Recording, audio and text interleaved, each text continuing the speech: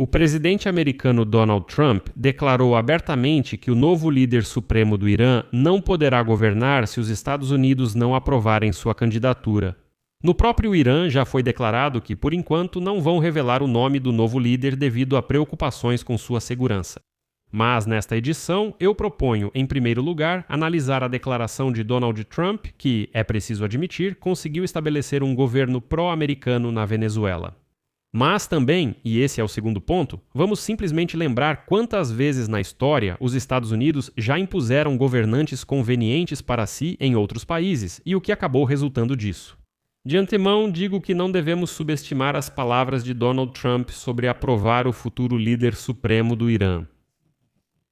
A história mostra que esse cenário é mais do que provável.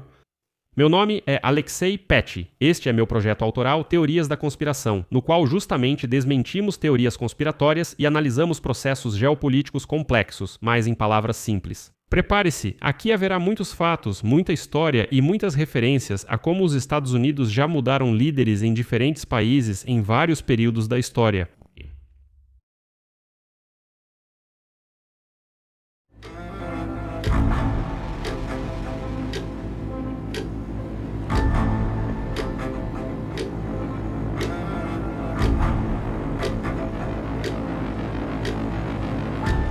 Estados Unidos, líderes, países, períodos.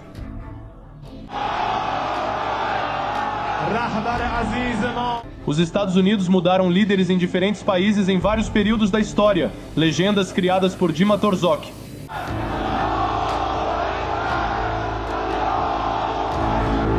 Os Estados Unidos trocaram líderes de países em vários períodos.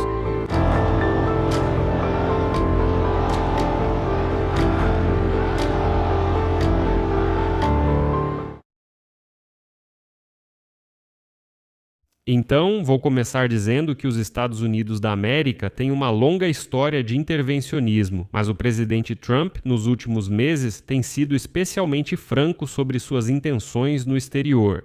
Só na semana passada, Trump declarou que deveria participar da escolha do próximo líder supremo do Irã. O que, junto com suas ações recentes em Cuba e na Venezuela, demonstra que o uso agressivo da força militar se tornou uma parte integrante. Na semana passada, Trump declarou que deveria participar da escolha do líder supremo sem hesitar em falar abertamente.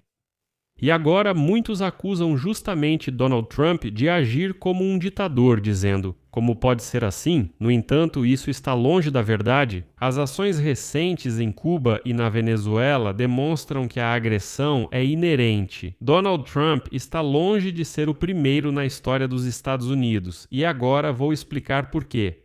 Antes, lembro um contexto importante. Na quinta-feira, Donald Trump declarou que ele participaria da escolha do líder supremo do Irã, assim como do seu sucessor mais provável. Ele diz, bem, provavelmente com suas ações na Venezuela demonstra que a agressão não é adequada e Trump não aprova isso, e por isso, para ele mesmo, isso não deve fazer parte. Que ele não ficará no poder por muito tempo. Veja a seguir uma citação de Donald Trump. Filho de Khamenei, Mojtaba, peso leve. Na semana passada... E isso é muito importante, porque em janeiro deste ano ele derrubou o ditador da Venezuela, Nicolás Maduro, e assumiu de fato o controle sobre a rica companhia petrolífera do país. Como resultado, a ex-aliada de Nicolás Maduro, Delcy Rodrigues, tornou-se parte integrante, reconhecendo-a como presidente legítima da Venezuela. Além do petróleo, ele declarou que também está envolvido na escolha do próximo, além do ouro. Enfim, a história foi lançada, mas isso está junto com outra citação de Donald Trump. À medida que avançamos com nossas ações em Cuba e chegamos ao fim do nosso caminho.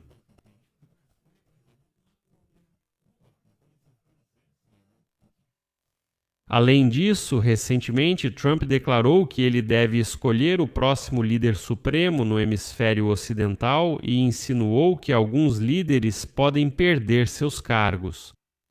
Que, como vocês entendem, é isso. A retórica é, após os eventos em Cuba, removemos e colocamos um governo conveniente para nós. No geral, ainda no século XX, demonstra agressão. Parte disso. como motivo para a intervenção no exterior. No entanto, muitos estudiosos sugerem que, nesses casos, os Estados Unidos estavam, em primeiro lugar, protegendo não o planeta do comunismo, mas seus próprios interesses no exterior. Tanto naquela época quanto agora, bem, parece que nada muda. E aqui vai um fato muito importante. De acordo com um estudo da Sociedade Internacional de Ciência da Paz de 2016, posso deixar o link para ele no meu Telegram. Foi declarado que os Estados Unidos realizaram pelo menos 81 intervenções em eleições estrangeiras no período de 1946 a 2000, e agora eu vou simplesmente dar alguns exemplos desses para vocês. Não todos os 81, mas alguns principais. Vamos começar pela Guatemala. Em 1954, a Agência Central de Inteligência dos Estados Unidos organizou um golpe de Estado na Guatemala, derrubando o presidente democraticamente eleito Jacobo Arbenz. A operação da CIA substituiu o esquerdista Arbenz pelo ditador militar Carlos Castilho Armas, supostamente para conter a disseminação do comunismo. Naquela época, foram exatamente os Estados Unidos da América que organizaram o movimento rebelde na Guatemala, que de fato derrubou Arbenz. Após a renúncia oficial de Arbenz, os Estados Unidos transportaram fisicamente Castilho Armas para a Guatemala. Depois disso, ele foi nomeado presidente. A principal questão não era exatamente o comunismo, como vocês podem imaginar. A questão é que Arbenz planejou uma reforma agrária no país que colocaria em risco a empresa americana United Fruit Company, que possuía 42% das terras da Guatemala e não pagava impostos lá. Mais uma vez, é uma empresa de cultivo de frutas. 42% das terras da Guatemala pertenciam a essa empresa. Arbenz chega e diz: vamos fazer uma reforma agrária, nacionalizar e assim por diante. No final das contas, podemos supor que a decisão do então presidente dos Estados Unidos, Eisenhower, de derrubar Arbenz foi motivada mais por interesses comerciais do que geoestratégicos. O exemplo do Irã é ainda mais interessante, e não falo do Irã atual, mas de um caso histórico. Muitos historiadores estão bastante certos de que, em 1953, a Agência Central de Inteligência dos Estados Unidos organizou um golpe de Estado com o objetivo de derrubar o primeiro-ministro do Irã, Mohammad Mossadegh.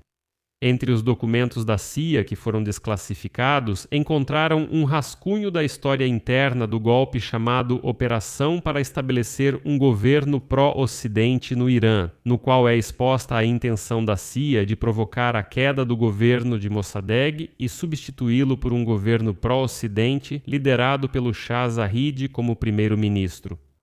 Zahedi de fato se tornou primeiro-ministro logo após o golpe. E nos documentos da CIA afirma-se que o objetivo do golpe era evitar uma possível influência soviética no Irã. Mas, novamente, os historiadores admitem que os Estados Unidos poderiam estar, em primeiro lugar, preocupados em garantir seus interesses petrolíferos, considerando que Mossadegh nacionalizou a indústria petrolífera iraniana. De modo geral, os Estados Unidos da América prestaram apoio financeiro e militar a muitos outros golpes de Estado no exterior, independentemente de terem desempenhado um papel significativo na escolha dos líderes para ocupar cargos vagos. Um exemplo marcante é a República Democrática do Congo, onde a CIA incentivou e facilitou o assassinato do primeiro-ministro eleito do país em 1961. No Chile, o ex-presidente Nixon e a CIA gastaram $8 milhões em operações secretas para derrubar Salvador. Allende, esse é o presidente socialista que foi eleito em 1970. No final das contas, Allende foi deposto em um golpe militar no Chile, no qual o governo dos Estados Unidos, é claro, nega seu envolvimento direto.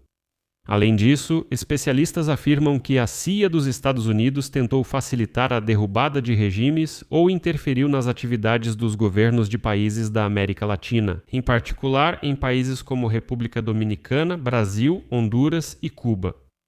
E, por fim, vou acrescentar um pensamento muito importante e subjetivo, mas realmente importante. Tenho certeza de que parte dos russos que ainda assistem aos meus vídeos já ficou animada neste momento dizendo: aqui estão as provas de que os Estados Unidos interferem na política de outros países. Então por que a Rússia não pode fazer o mesmo? Por que os americanos podem interferir e a Rússia é condenada? Em primeiro lugar, os Estados Unidos interferiram na mudança de regime naqueles países onde os próprios habitantes locais queriam isso, como está acontecendo agora no Irã. Isso justifica as ações dos americanos? Provavelmente não, mas ainda assim. E em segundo lugar, já está claro que a Rússia tentou copiar de forma muito desajeitada, muito torta, a tática da CIA dos Estados Unidos.